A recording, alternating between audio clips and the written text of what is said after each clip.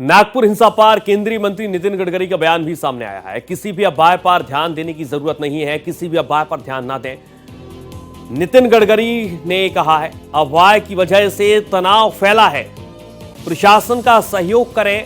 केंद्रीय मंत्री नितिन गडकरी का ये बयान सामने आया है। इसी हिंसा को लेकर लगातार पैनी नजर नितिन गडकरी की और इसी के मद्देनजर उनका ये बयान बेहद महत्वपूर्ण हो जाता है। नागपुर हिंसा पर नितिन गडकरी का यह कहना है कि अफवाह पर बिल्कुल भी ध्यान ना दिया जाए, प्रशासन का सहयोग करें।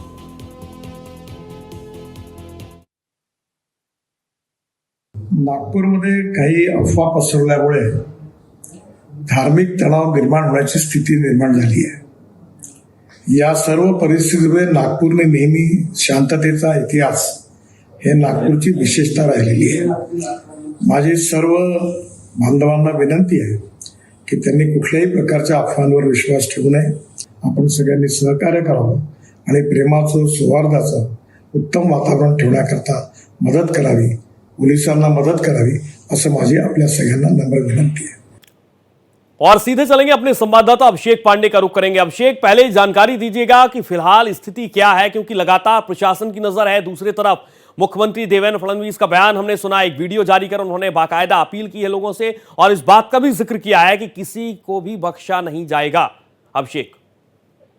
बिल्कुल सूर्या, जिस तरीके से नागपुर में आज दोपहर में ये हिंसा भड़की है और उसके बाद ये बढ़ती चली गई, जब विश्व हिंदू परिषद और बजरंग दल सहित तमाम सारे हिंदू संगठन एक साथ आकर के औरंगजेब की कब्र हटाने को लेकर प्रदर्शन कर रहे थे, उस दौरान ये प्रदर्शन के दौरान सामने दूसरे पक्ष ने आकर के वहां पर कहीं न कहीं आपत्तिजनक टिप्पणियां करनी शुरू की और उसका विरोध किया, जिसके बाद मामला भयानक हो गया और उसके बाद वहां आगजनी और हिंसा फैल गई, जिसके तुरंत बाद पुलिस ने वहां पर एक्शन लेते हुए काफी कुछ कंट्रोल किया है। लेकिन जिस तरीके की तनाव की स्थिति है उस पर महाराष्ट्र सरकार की और खुद केंद्रीय गृह मंत्रालय की पैनी नजर है। और साथ ही साथ चूंकि नागपुर एक उप राजधानी है महाराष्ट्र की, मुंबई के बाद, तो निश्चित तौर पर देवेंद्र फडणवीस की भी नजर है और देवेंद्र फडणवीस खुद भी वहां से आते हैं, नितिन गडकरी वहां से आते हैं, तो वहां पर कुछ ज्यादा सेंसिटिविटी बढ़ती गई है। साथ ही साथ 30 मार्च को प्रधानमंत्री नरेंद्र मोदी का भी दौरा वहां पर है नागपुर आरएसएस मुख्यालय में, और उसके ठीक पहले इस तरीके की हिंसा होना, क्या इसके पीछे कोई साजिश है? क्या गृह मंत्रालय इस बात को भी देख रहा है कि कहीं न कहीं एक साजिश के तहत क्या इस तरीके की आगजनी फैलाने की कोशिश की गई है क्या?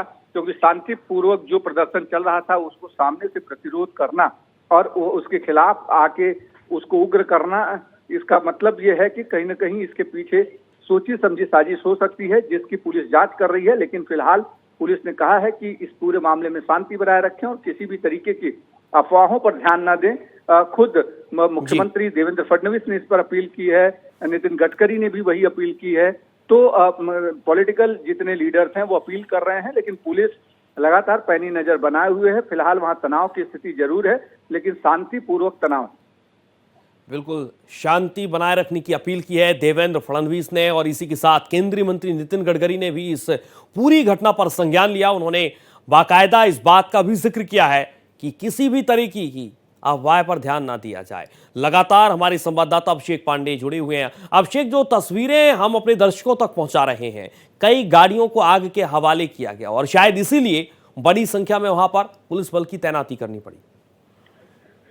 बिल्कुल, जिस तरीके से वहां पर ये पूरी घटनाक्रम हुई है उसके बाद ये पुलिस के लिए भी चौंकाने वाला था, क्योंकि अचानक भीड़ का उग्र होना, सामने वाले मतलब दूसरे पक्ष की तरफ से जो विश्व हिंदू परिषद का प्रदर्शन था उसके खिलाफ जा करके इस तरीके का प्रोटेस्ट करना और उसके बाद दोनों ही पक्षों में एक तरीके से आमने सामने भिड़ंत जैसी हो गई, जिसके बाद आगजनी हुई, कई गाड़ियों को आग के हवाले कर दिया गया। पुलिस ने तुरंत इस घटना को संज्ञान लिया और शांतिपूर्वक इस पूरे मामले को हैंडल किया ताकि कोई दिक्कत ना हो। लेकिन फिलहाल तनाव की स्थिति है और अफवाहें ना फैले, इस पर पुलिस की पैनी नजर है। इसीलिए खुद नागपुर पुलिस कमिश्नर ने इस बात की अपील की है। साथ ही साथ वहां पर गृह मंत्रालय ने भी पैनी नजर बनाई हुई है।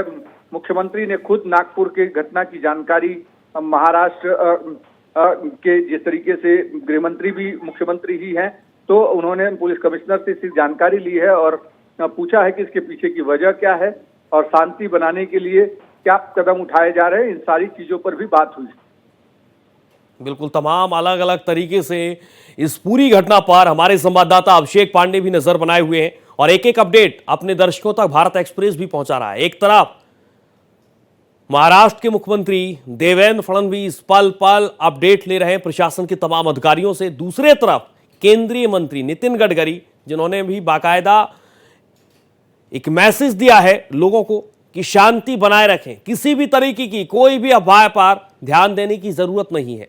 ये तस्वीरें आप देखिए महाराष्ट्र के नागपुर की, बड़ी संख्या में पुलिस बल की तैनाती है, तो दूसरे तरफ नागपुर में जिस तरीके से हिंसक झड़प हुई, आखिरकार किसने इस वारदात को अंजाम दिया, इसके पीछे क्या कोई साजिश रची जा रही थी, क्योंकि अलग अलग तरीके से इस पूरे मामले को देखा जा रहा है। लेकिन सबसे बड़ा सवाल है कि आखिरकार जिन भी लोगों ने इस घटना को अंजाम दिया उसे बख्शा नहीं जाएगा, और यही कहना है महाराष्ट्र के मुख्यमंत्री देवेंद्र फडणवीस का। बहुत शुक्रिया अभिषेक आपका तमाम जानकारी के लिए।